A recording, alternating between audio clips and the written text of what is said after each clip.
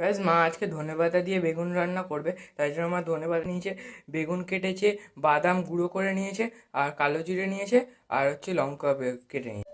তেল গরম হয়ে গেছে, কালো জিরে দিয়ে দিলাম, দুটো কাঁচা লঙ্কা দিয়ে দিলাম, বেগুনটা দিয়ে দেবো।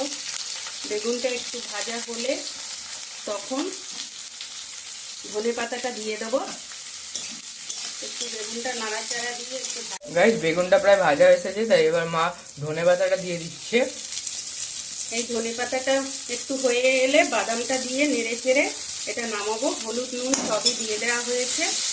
এবার এটা একটু ভাজা ভাজা হলে বাদামটা দিয়ে ভালো করে নেড়ে চেড়ে নেব।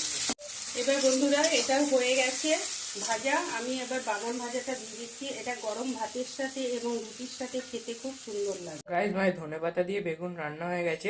এই খাবারটা তোমরাও ঘরে ট্রাই করতে পারো। যদি ভিডিওটা ভালো লাগে, please comment, share and subscribe.